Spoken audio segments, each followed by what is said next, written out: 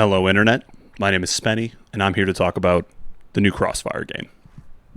I play so many shooters, first person, third person, the fucking combo where you can switch back and forth. You name it, if it's got a gun and you shoot a guy in it, I've probably played it.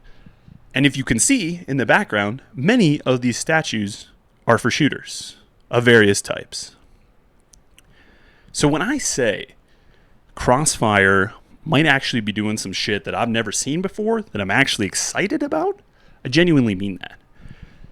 If you weren't aware, Crossfire is a long-time running franchise that I think is made from a Korean studio called like Smilegate or something, and it's been kind of a game that you've probably seen in the background, maybe played a different version of every now and then. Remedy made a campaign for one a few years back. If you've never played it, actually, I think it's okay. I don't think it's incredible, but it's Remedy, so it's not super bad. But my point is, like, they've been around the block. They might not be as prestigious as something like Counter-Strike or as prolific as Call of Duty, but they're still around.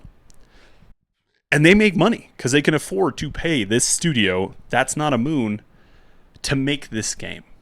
And this studio is full of like Call of Duty and Naughty Dog, ex-devs. So I'm expecting a lot when people say shit like that. And this trailer really does illustrate that this group of devs has got the pedigree to bring something to the table. And the real neat things that I think we got to see in this trailer were the fact that you dynamically move with cover. So like your character will crouch and kind of slide along the rock ledges to kind of avoid dynamically where people are in reference to their kind of field of view. And I think that's really, really cool.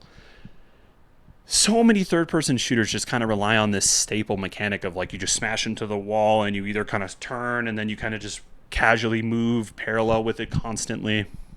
But seeing something that kind of goes, hey, been there, done that, let's put a new spin on it.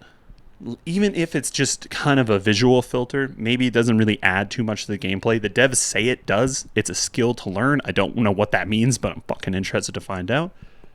But this idea of even if it is just a visual filter, thank you. Like, man, it's not that hard to try anymore.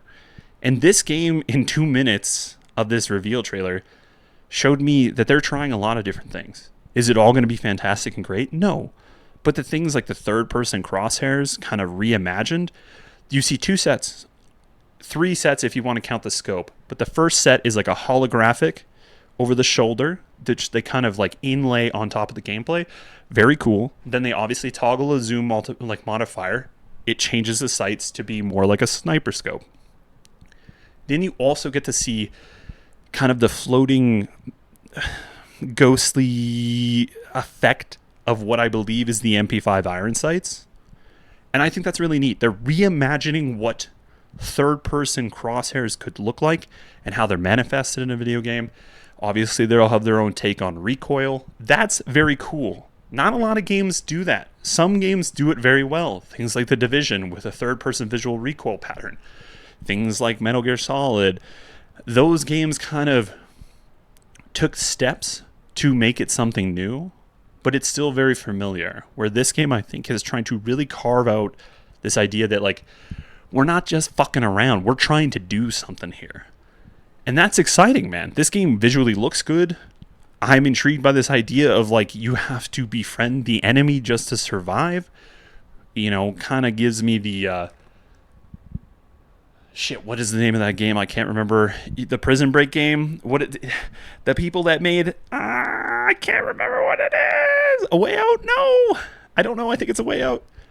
Where it's the co-op Prison Break game. Where this idea is that, like, you are working with a guy, but then, you know, some stuff might happen and you might have to be fighting that guy.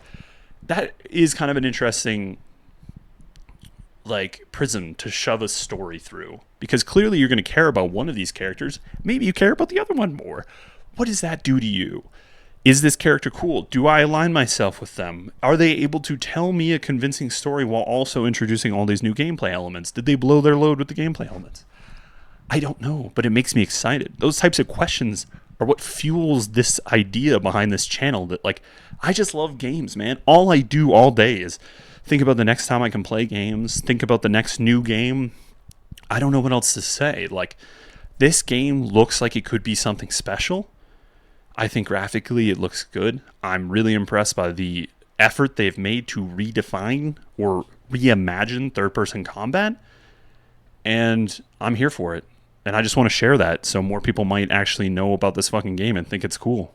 And if I did that, if I succeeded, if you checked it out, let me know in the comments below. Maybe hit that thumbs up button. But until then, that's my video. I know it's short. I just really kind of wanted to go, that looks cool. Please look at this. And if you think this video wasn't shit, you know what to do. Thank you for watching. I'll see you in the next one.